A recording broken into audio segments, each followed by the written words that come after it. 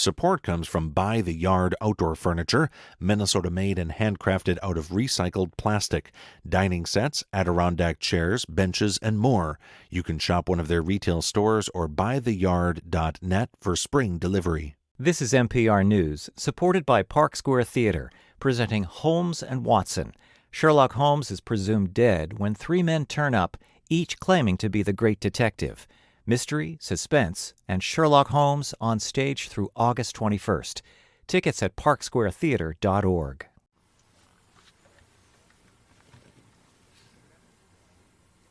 Good afternoon, everyone. This is Pat Kessler in St. Paul. Welcome.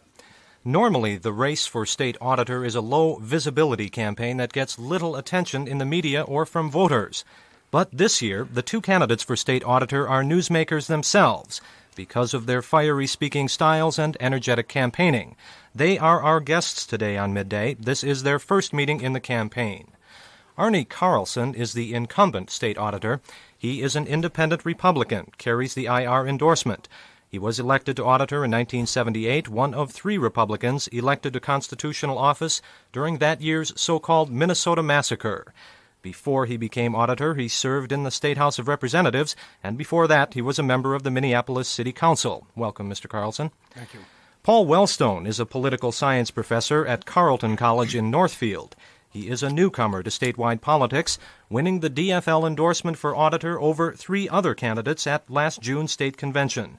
He is the author of two books, How the Rural Poor Got Power, published in 1977, and Powerline, The First Battle of America's Energy War, published last year. With me today is Jerry Nelson, the Associated Press Capitol correspondent. Jerry, I'm going to let you kick this off. Before we get into the partisan considerations of who's best for the office, Arnie, as the incumbent, tell us what the state law says about the office of auditor. What does the auditor do? The state auditor basically has two large responsibilities. The first is that he monitors the $6 billion of monies that flow through local units of government, and in the process, he audits approximately 300 governmental entities. 92% of our funds comes from the fees that we charge for our audit services. In that sense, we are a large CPA firm. A second part of the operation is that we handle and develop the database from local governments for the purposes of allowing the legislature and the governor to determine state aids. And it's that database that really forms the basis, if you will, for all the financial decisions that affect the state of Minnesota. In addition to those two prime responsibilities, from a constitutional office viewpoint, the state auditor also serves as a member of the State Board of Investment, the Land Exchange Board, and the Executive Council. Mr. Carlson, Mr. Wellstone has said that many of the services provided by the state auditor should be contracted out. How do you feel about that? Was the question to Mr. Carlson? Mr. Carlson, yeah, and then I'll ask you to respond to that. I wasn't aware of Mr. Wellstone's position on this. It says in your Paul Wellstone on the issues, it says, investigation of contracting out auditing functions to private firms. Local community officials, you say, Mr. Wellstone, have pointed out that auditing costs have risen dramatically since Arnie Carlson's term began. Why don't you address that, Mr. Wellstone? Yeah. I'll ask you to respond, Yeah, Mr. Carlson. well, Pat, what I was saying is that I would like to look at the contracting out to private CPAs a little bit more closely.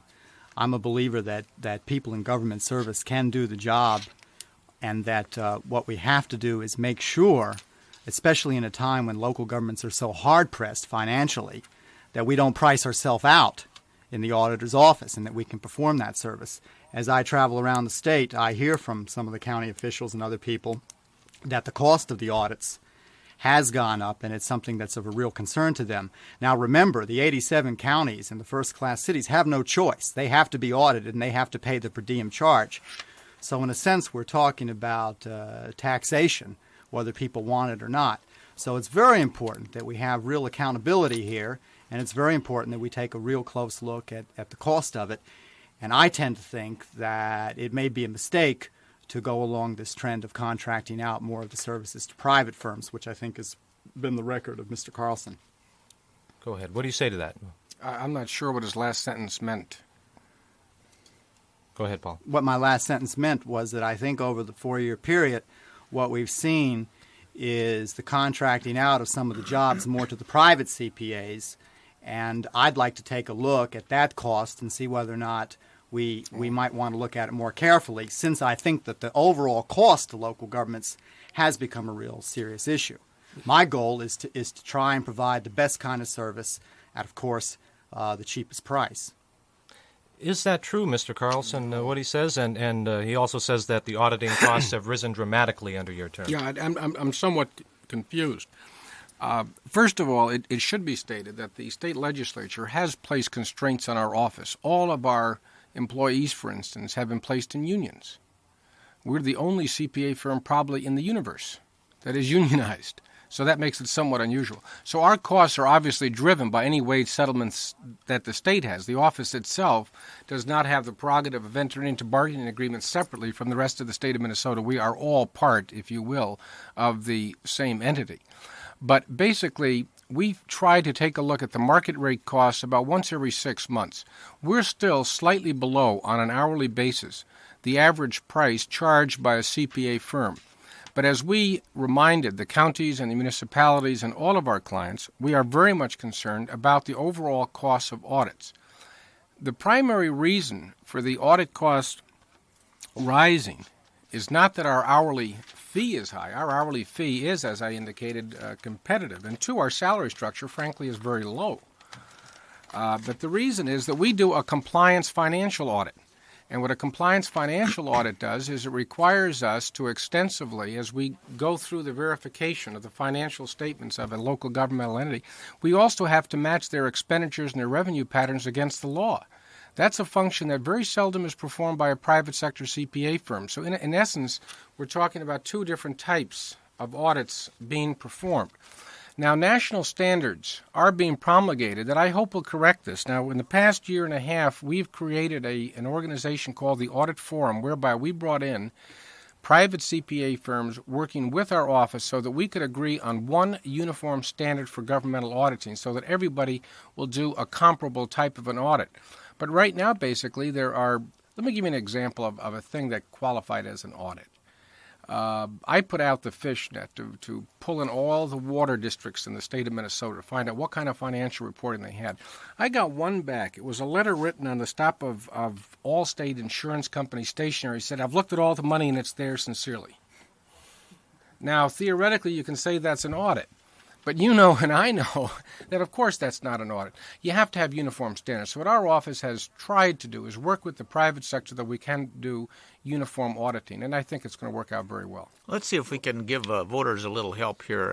An auditor is something that 99.9% of the voters have nothing to do with, probably don't care what he does. They assume that the columns get added and subtracted correctly. What's the choice for a voter who's going to go to the polls this year? Why should he vote for one of you over the other? Why don't you start, Arnie? Surely. The audit function, the accounting functions, they're boring. I don't quarrel with that. Nobody's ever accused them of having a high degree of appeal.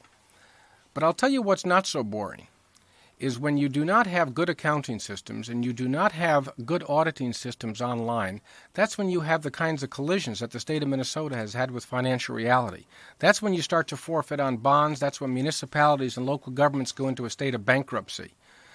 That's not very boring. That makes front page news. That's your lead story. But at the bottom of every single one of those stories, you'll find one thing in common, and that is a weakness in the accounting systems. Since we've taken office in January of 1979, we've developed uniform accounting on a modified accrual basis for counties, municipalities, and we have it in place for school districts. According to the Governmental Office on Accounting, the GAO, we will have in the state of Minnesota the finest local government accounting systems in America. Now, that's something to be proud of. Yes, it's boring, but I'll tell you what's going to happen as a result of that.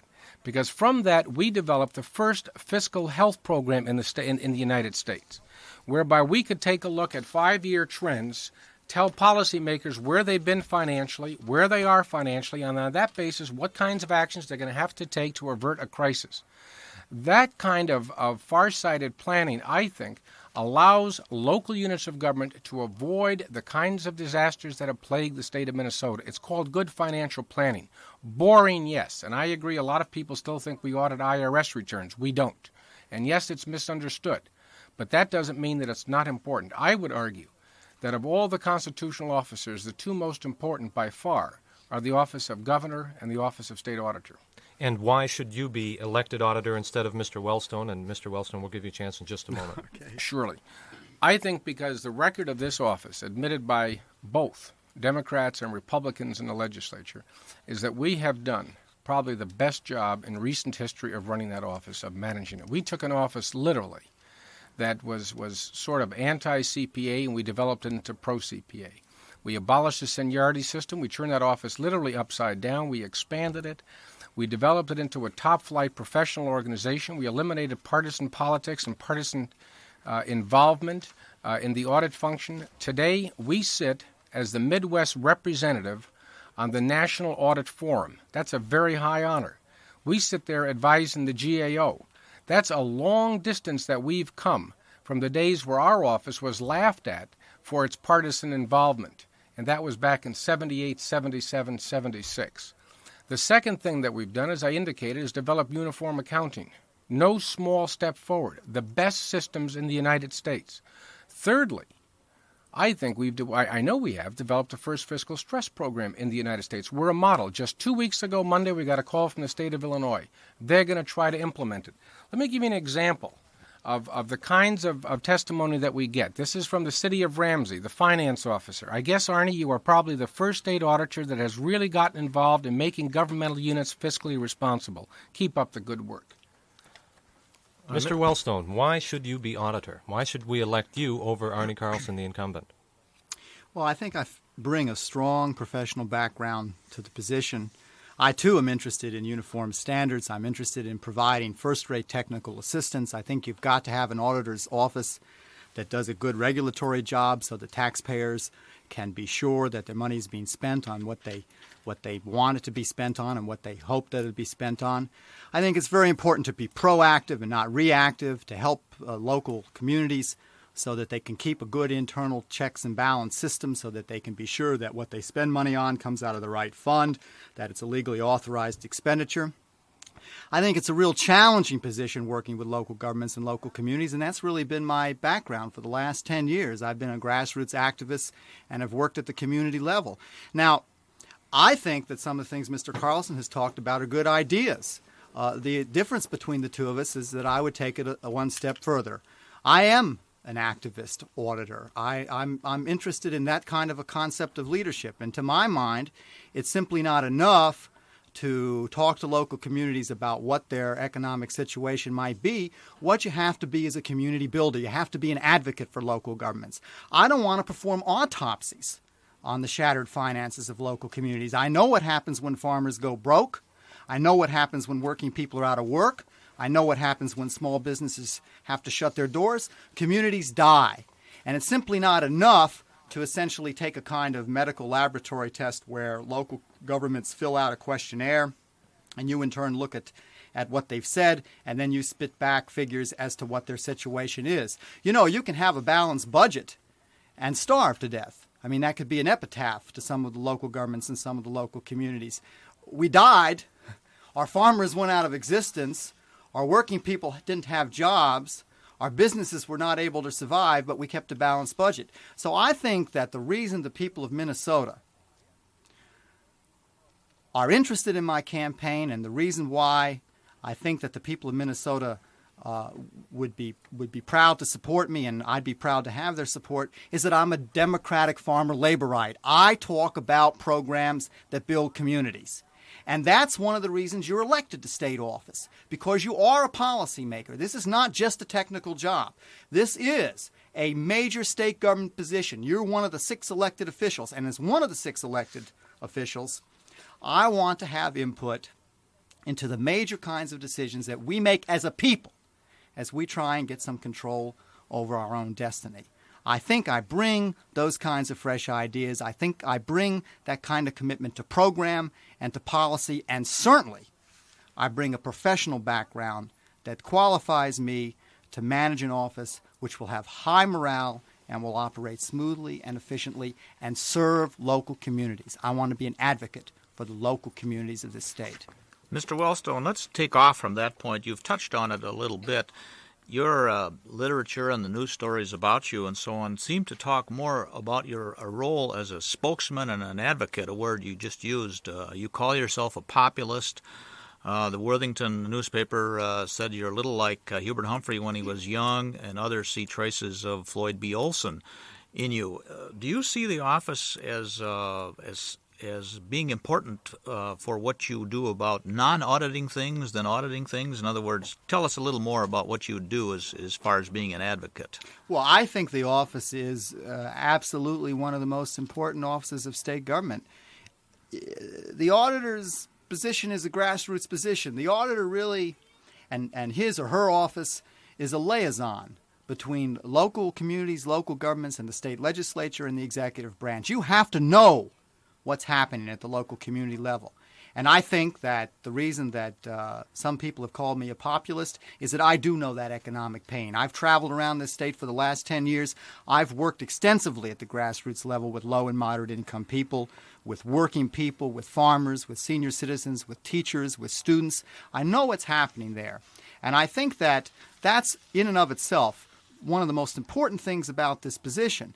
Now, moreover, again, in Minnesota, the auditor is not an appointed position. It's not just a technical position. Mr. Carlson is not a CPA. I'm not a CPA. I don't know what his background is. I have a doctorate degree in policy analysis. I have that kind of professional background that I bring to the office. But we elect the auditor in Minnesota because we expect the auditor to be a policymaker and to be accountable to the people. Now, I'm an advocate for local governments and local communities because I see what's happening. You can't have fiscal solvency in our communities if you've got a depression in agriculture. You can't have fiscal solvency if working people are out of work, and you can't have fiscal solvency if we don't do something to support small businesses.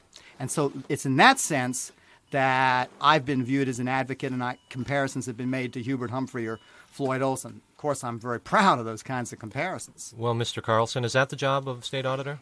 Not that I'm aware of. Everything I've read about my opponent is as follows: nuclear arms freeze, moratorium on farm foreclosures, the creation of a state bank, the authorization of corporate takeovers by employees, low-interest loans to farmers and small businesses to be subsidized by state pension funds, the organization of a farm protest, minimum price legislation for grain farmers. What do you think would happen, in all honesty, if a fee-for-service agency like ours decided that we're going to set up a division to set price supports for grain?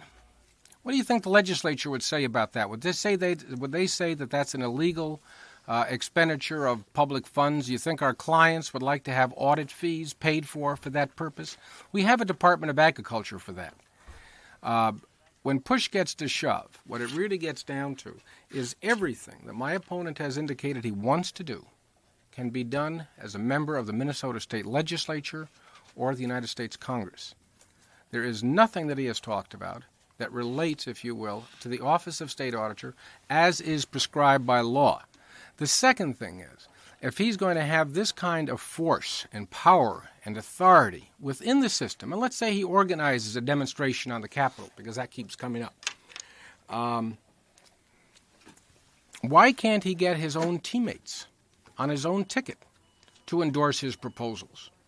Why don't we see, say, Warren Spanis endorse the creation of a state bank? Why don't we see Warren Spanis endorsing the idea of taking pension funds and pouring them into the prevention of farm foreclosures? Why don't we see more out of Mr. Wellstone as to exactly how that program would operate? Where would the money come from? How would the subsidies operate? Let's get every single one of his ideas is a rehash of the 1920s and 1930s. It's not looking towards the 1990s.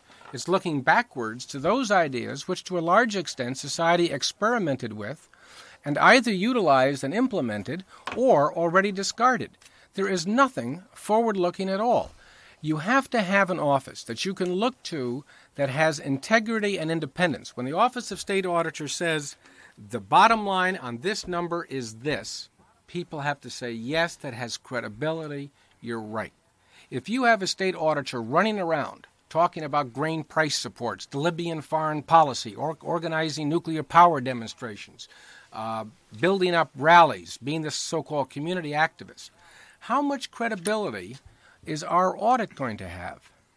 And I would say it's a return back to the days when you politicize the office for your own personal views. I find that highly dangerous and, frankly, very irresponsible. Well, Paul Wellstone, you have the floor. Well, thank you. I didn't realize that I had done so much over this past year. I think you've given me a little more credit for going around the state and organizing all of these demonstrations than I really deserve. First of all, this whole discussion about policy I find ironic. I just happened to bring here, Mr. Carlson, your speech to the AFL-CIO convention 4 years ago where you sought endorsement. And you talk about and you criticize the DFL auditor then for not being concerned about jobs, for not being concerned about health care costs, for not being concerned about the position of senior citizens. You're very outspoken on a whole range of policy issues. Now, I run against you in 1982, and all of a sudden, Paul Wellstone, the DFLer, is not supposed to talk about policy questions. You can't duck your head under the sand. I mean, you just can't hide from some of the basic policy questions that we're faced with in this state that vitally affect the communities in the state of Minnesota. As a Democratic farmer-laborite, I am willing to talk about very specific programs that I think build communities. I'm willing to talk about the disastrous direction that we've gone in, relying more and more on the property tax and the very destructive impact that's had on local communities. I'm willing to talk programmatically about directions we have to go in farm policy and in labor policy and in education policy and in promoting small business development that'll build local communities. I'm willing to do that because I don't have to defend the record of the Republican Party. Now, Mr. Carlson talks about a couple of proposals that I don't ever remember making, so I'm kind of confused. Now, I don't remember saying that I advocated employee or worker takeover of corporate enterprises. What I remember saying is that I think that Minnesota ought to pass a piece of legislation like the state of Wisconsin, which requires businesses and corporations to give working people at least a 1-year advance notice before they leave, because there's so much economic hardship and so much psychological hardship that's caused when those businesses leave. I did say that it would be interesting if, in fact, when businesses left, people who worked in those communities, if they were able to, could capitalize those industries and try and make a go of it. We've got lots of examples of worker ownership, employee ownership of small businesses in this country, and I think that's a good idea. I certainly have faith that working people could manage those enterprises if it was necessary. First and foremost, of course, I want to see an economic environment that prevents that from happening. Now, as far as pension fund investment is concerned, and the auditor does sit on the State Board of Investment, I am really proud that the largest state and local employee organization in this state, AFSCME, has endorsed me. I am proud that the Retired People's Political Action Committee, which is made up of represents some of the retirees in this state, has given me a contribution and has provided me with support. I think that my ideas about pension fund investment are very important. Always I talk about prudent investment. That's a wonderful idea. You don't invest money in any other way than if it was your own money. But I do talk about investing more money back in Minnesota in a prudent way, and I have a lot of other ideas, and I think those are important ideas. And then by way of conclusion, I think it's just really ironic that Mr. Carlson says to me, how come Warren Spanis doesn't agree with you on every proposal? We have a diversified party, and we have a diversified ticket. I think Warren Spanis will make a great governor. Now, Mr. Carlson, really, I think one of the major differences between the two of us is that I'll be a lot more effective, I think, working with my governor than you've been working with your governor. You want to criticize me for not having the DFL ticket support all my proposals. I want to ask you, what exactly has been your input? How effective have you been with the Quay administration, or for that matter with the legislature? I don't see really a sign that you've been that effective. And I think that has to do with our style of policymaking. Care to respond, Arnie? Yeah, I'd like to know how you can invest public pension funds in a farm foreclosure action and turn that into profit. Let me ask You can. Paul, I didn't talk about that. Never have made that proposal. So all these quotes in the newspapers then are inaccurate. Well, tell me about the quotes.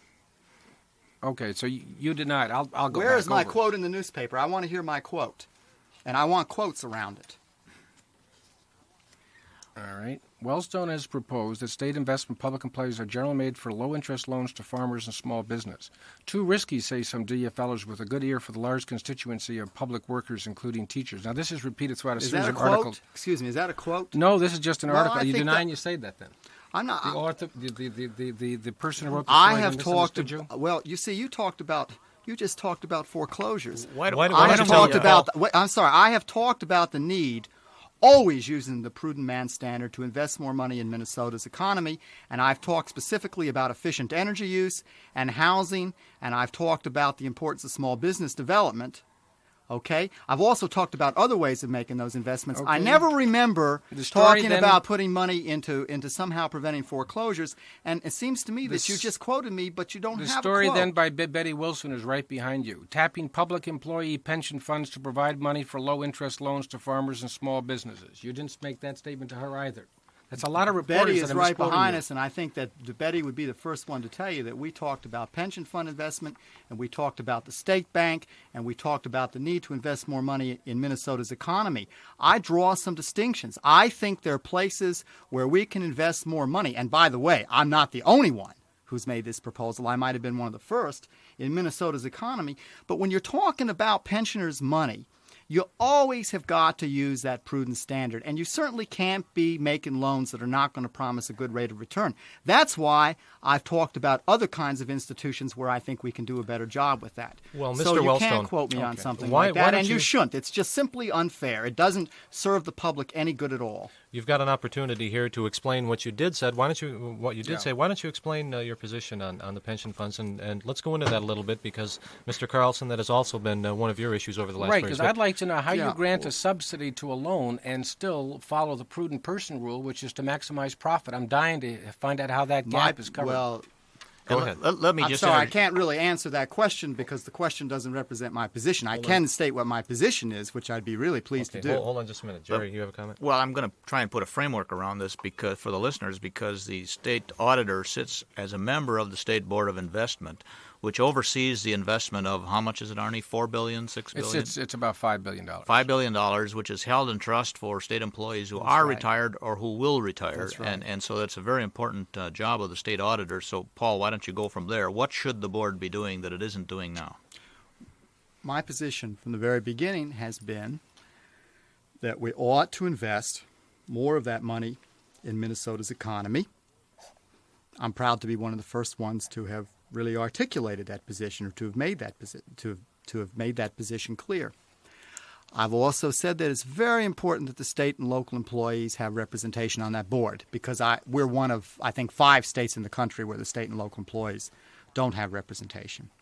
I've also said that I think we need to restructure the advisory committee to include more labor representation and to include people who have a real expertise in certain policy areas like housing and efficient energy use and small business development, which I see as being 3 of the real prime investment futures for this state. And then finally, what I have argued always, the pledge that I've always made to the state and local employees, which is why I have AFSCME support, and the pledge I've made to the retirees, which is why I'm working so closely with them, is that the prudent man standard always has to be applied. I mean, you can't talk about investment that's not going to get you the market rate of return. Now, if we want to talk about what we need to do by way of investment where you make it at below market interest rates, then I think we've got to talk about other kinds of institutions like the state bank, which we have in the state of North Dakota, which I think is a real interesting idea. I'm very proud to talk about programs that will build communities. And I want to again say, Pat, that it's very important that before this discussion ends, that we do talk about farm policy, and we do talk about labor policy, and we do talk about education policy, and we do talk about this increasing reliance on the property tax. Because all those programs vitally affect the economic health or lack of economic health of our communities. Okay, Mr. Carlson. Yeah, I'm first of all very delighted that Paul has so substantially shifted his position. I think that's going to make a lot of people more comfortable. And I think that I think indicates substantial improvement. Now let's get back to his second proposal, the creation of a state bank. I'd like to have Paul tell us how the state bank would again operate. How would you provide subsidized loans to, say, a small business or to a farm that's in a state of foreclosure and still make the institution profitable? How would the bank, in fact, operate? Tell us about the North Dakota model.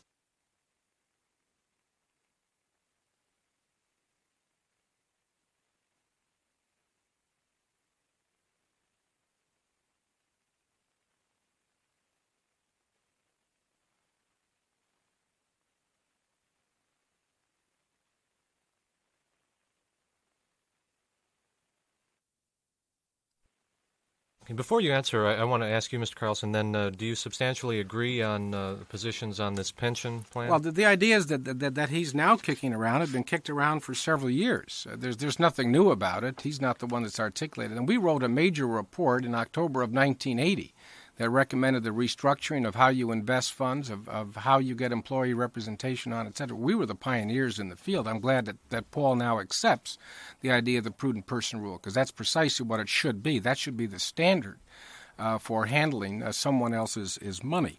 But Paul has apparently been misquoted substantially by a number of news reporters throughout the state on his previous position, which was that we should use pension money to prevent farm foreclosures. Now he's saying he's going to do it through the creation of a state bank. And I'd like to focus, if I may, on the state bank. How does the State Bank of North Dakota, for instance, prevent farm foreclosures? Take it away, Paul. Is it my turn? Go right ahead. Okay. Just jump right in. We seem to be going round and round, and I want to make sure that we have a substantive discussion here that will be useful to the listeners. So I'm just going to say this one time because I don't want this just to be a question of upmanship. I haven't changed my position in every piece of literature that we put out from the beginning, in every single speech that I've given. I always make the pledge that we have to talk first and foremost about prudent investment. I think that you should know that. I think you probably do know it. If we want to talk about state bank, I think it would be a very useful thing to do, because this whole debate about whether or not the office should become political or not is really, when you think about it, a strange debate. I mean, we're elected because we're political people. We are politicians, hopefully in the best sense, because we run on programs that we're committed to, and we want to be held accountable for what we do or what we don't do while we're in office. I'm a Democratic farmer laborite. I run on programs that respond to farmers and working people and small businesses and senior citizens and teachers, low and moderate income, middle income people.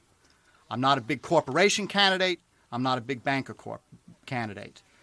State Bank in North Dakota has been in existence for about 60 years. It came out of the days of the Nonpartisan League.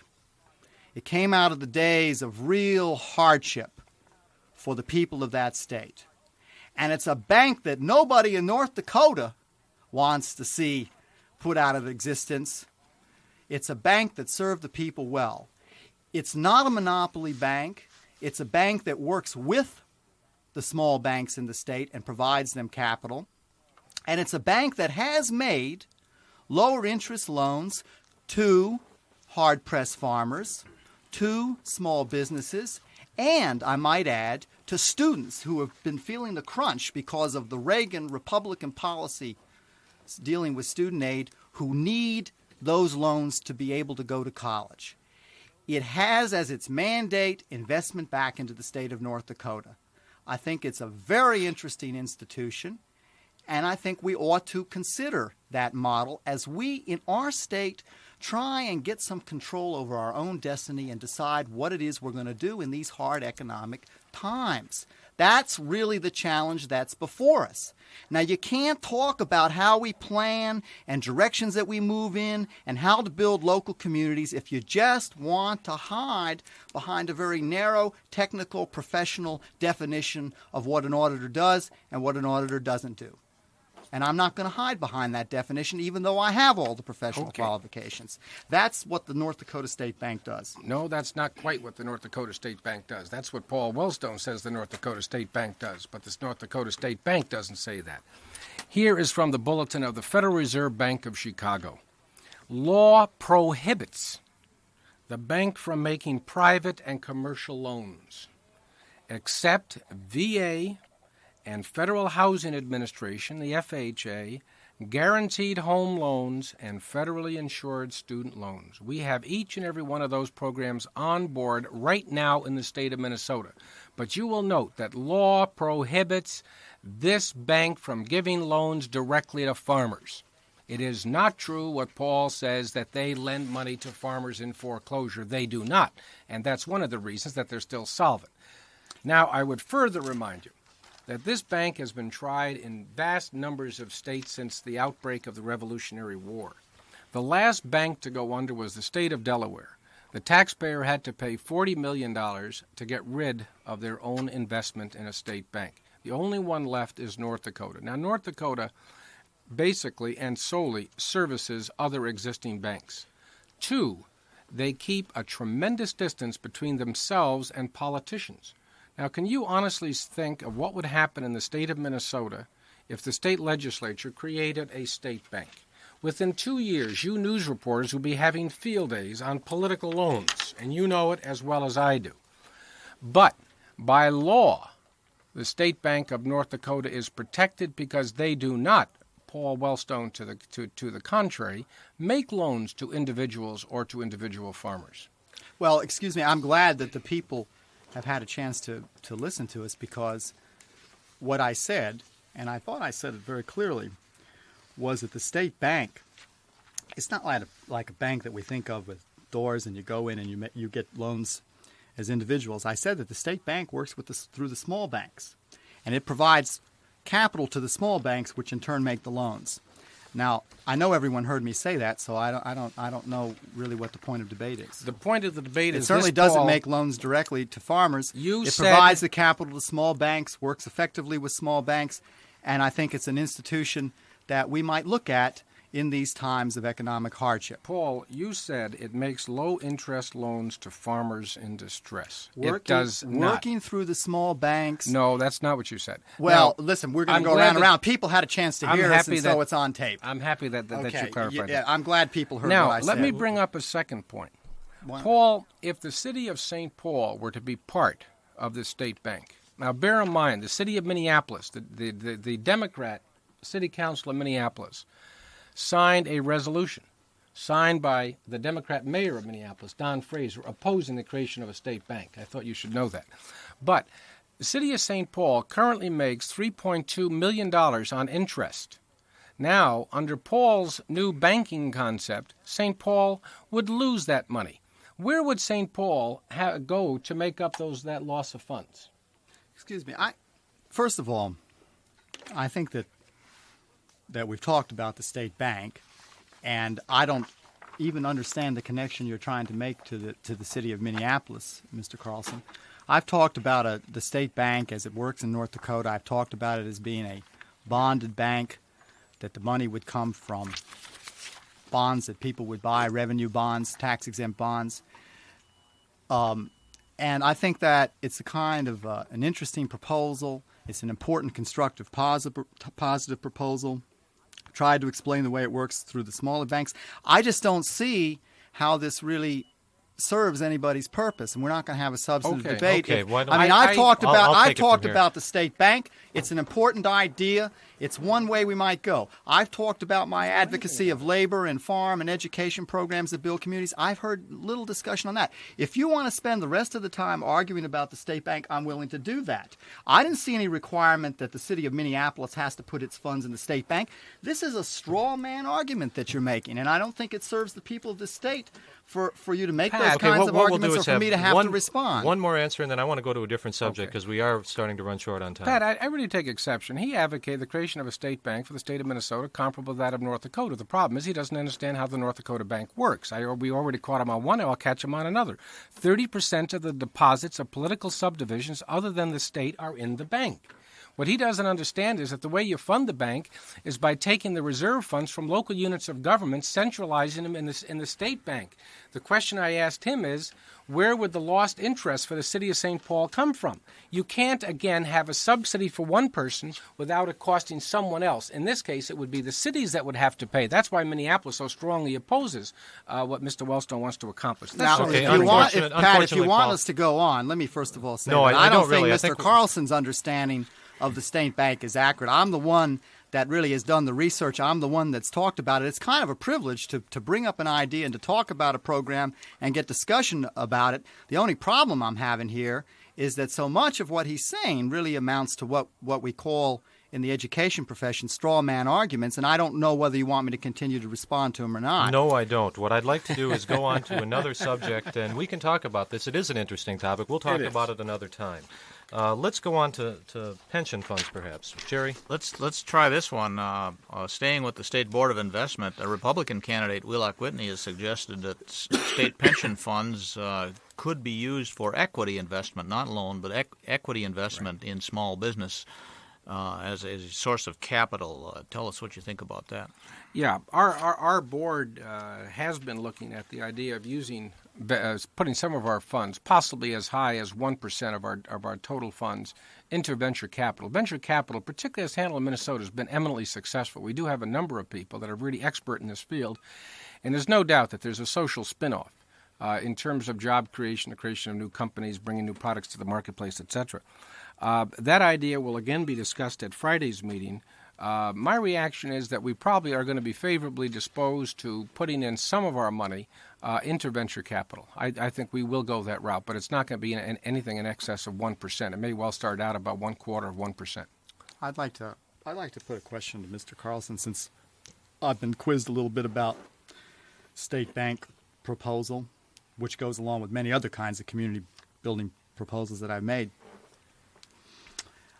I see that Mr. Whitney has talked about freezing property tax credits, has talked about freezing state expenditures. I know that under the Quay administration, I think we moved dangerously back in the direction of more reliance on the property tax. One of the programs that I've run on as state auditor is the idea of going back to the Minnesota Miracle. I think it was unconscionable that last November and December, all of a sudden when that Republican administration that you were a part of was so completely off on its economic projections, it announced to the local governments and local communities that there would be no homestead tax credit paid by the state. Mr. Rodell has talked about freezing those credits once again. One of your gubernatorial candidates talks about freezing those taxes. I'm just wondering what your position is. Do you want for us to move more back to the local property tax, which A, is regressive, B, it hurts people who are out of work, they still have their home, C, it means that we're not going to be able to have the money to finance our basic services, road services, or our parks. It may mean a lack of commitment to education. Do you support this direction of moving back to the local property tax? I think it's a very, very important issue that we should talk about, because I think it's something that separates out a DFL and Republican. If you will, let me respond. Well, let me suggest that two candidates, or all four, have taken rather different positions in terms of the governor's race on the Rodell memo and the freezing of taxes, etc. Lou Wamberg, if I understood him correctly, stated that he would prefer that the two temporary taxes stay on and that he would like to freeze the property taxes. So that seems to be your proposal. You and he seem to agree on that one. I'm sorry, not at all. Can I continue, please, uninterrupted? Excuse me, that's not my proposal. All right, we'll come back to you, Okay. Paul. Wheelock Whitney has suggested that one of the temporary taxes stay on, the other one, in fact, be lifted, but basically that there be a freeze, and it would affect local government. Governor Perpage has stated that he'd prefer to deal with the problem after the election, and Warren Spanis took, as I understood it, basically the same route and then came out and indicated that he would prefer that the temporary taxes, in fact, be lifted. So basically the gubernatorial candidates are all over the pasture on both sides of the aisle, so there's certainly no uniformity in response. I have stated consistently that I am very fond of the Rudell memo. I think it lays a very clear path. I think it's about time we had a plan, and we did advocate the development of a 5-year plan, and the Rudell memo is a response to that invitation. And that is that we restore the AAA credit rating, that we build up reserves so we don't have to go into short-term borrowing. Thirdly, that the two temporary taxes remain on at least through 1984-85 so that we can start to build up some surpluses and adequately fund our responsibilities to local units of government, and at the same time do everything in our power to hold down property tax increases. And incumbent upon that's going to be local government's going to have to tighten its belt as well. We're all going to have to pay a price. It's a difficult situation. Well, I think that it's very important for Minnesota to chart a positive fiscal course. I think we have to be a financially successful state, and we have to be a humane state. I certainly am not fond of what I think is the implication of the Rudell memo, which is to freeze some of those property tax credits and to put more of the burden back on local governments and local communities. And to do that means that the local governments have one of two choices.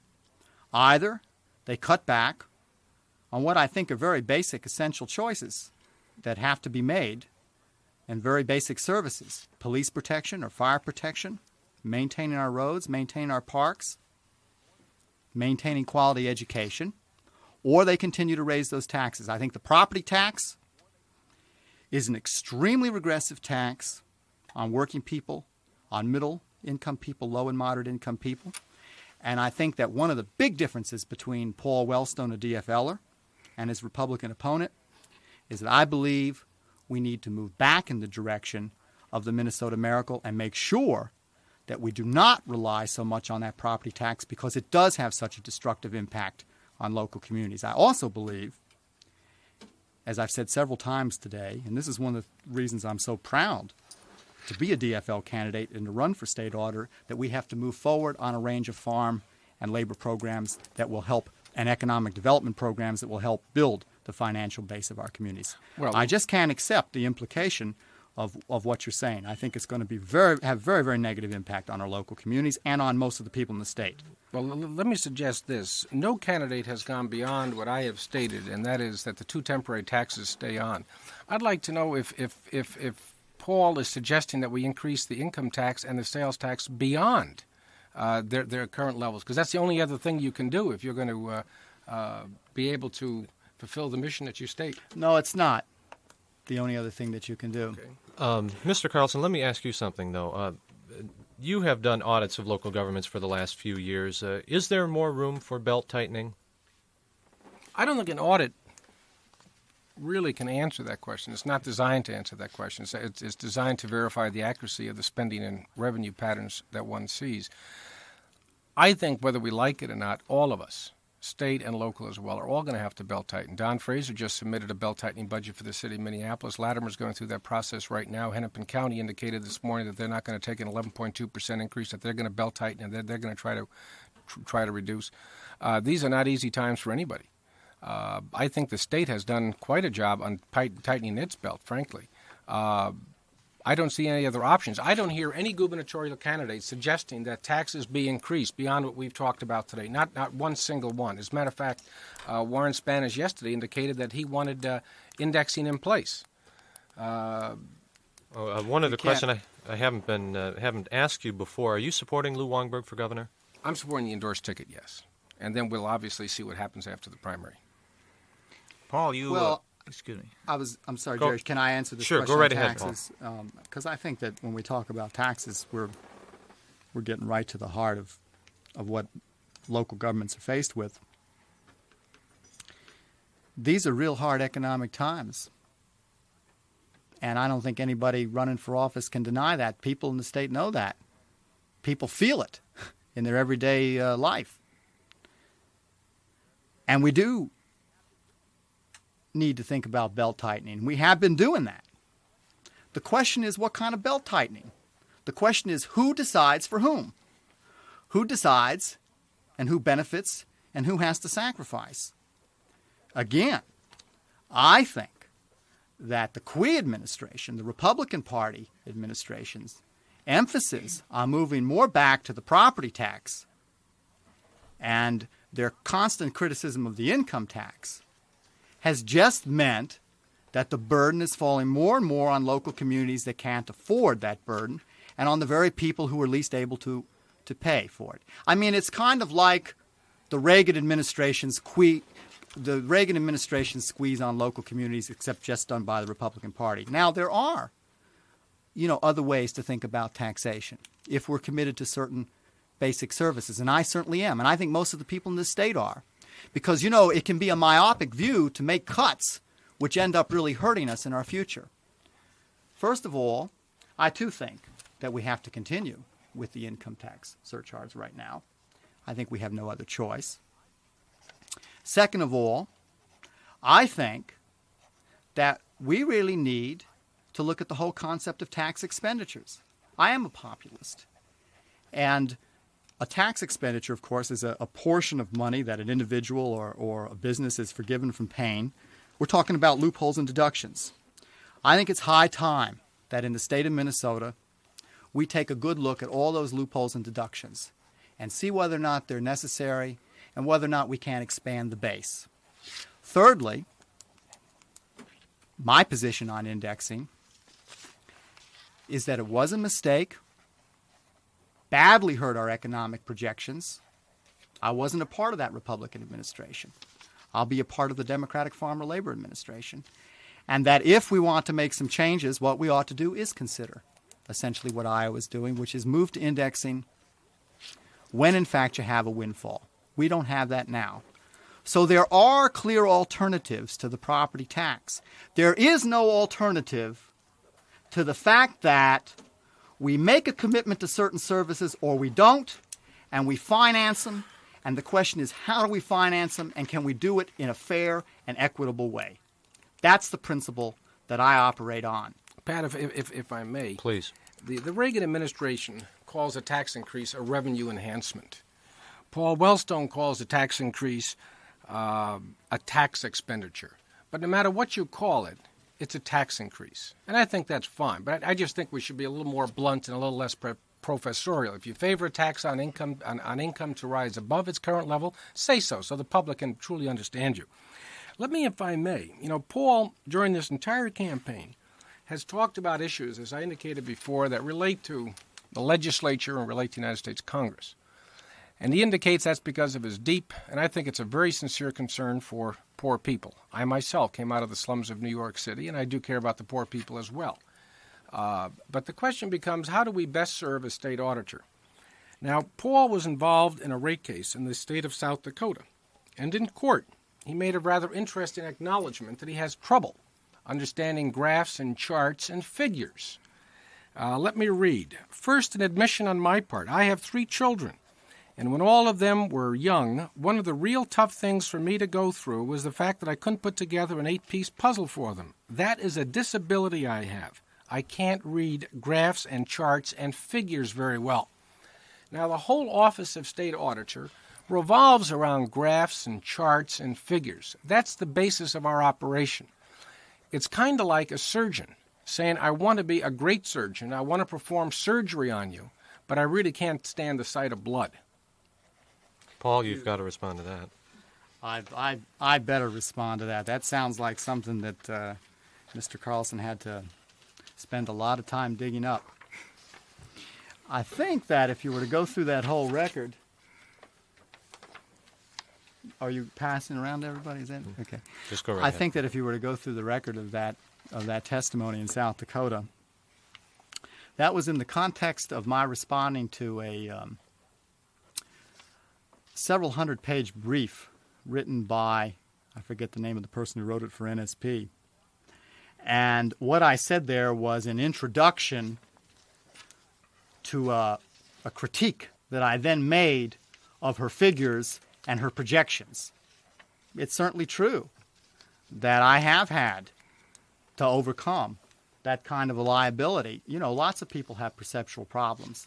But what I was saying in that testimony was even somebody who has had to overcome that and has struggled with such a problem, I can look at your figures and I can look at your projections and I can tell you exactly where they're fundamentally flawed. Again, I don't know how in the world this serves any kind of useful purpose, except that this is a sign of some kind of desperation on the part of my Republican opponent. I mean, I don't see any debate of issues here. I don't see any debate about how I would manage the office professionally. I'm just going to have to also say, and I hate to do this because it sounds like you're blowing your own horn, Pat. I'm just going to have to say I have a doctorate degree, was Phi Beta Kappa, have done pretty well in the educational field, have done pretty well as a policy analyst, and I guess I'm not too ashamed of being able to overcome a handicap. I don't know. You want to make that the focus of the campaign now? Is that it? That's Well, real okay, well, interesting. now I'm going to have to stop here because it's 6 minutes before 1 o'clock. For those of you listening, we're in the middle of a debate between the candidates for state auditor, DFLer Paul Wellstone, Independent Republican Arnie Carlson. We have about 4 minutes, and I want to offer both of you a chance to make any kind of statement you'd like to make. We did not have a statement or hear a statement from you at the beginning.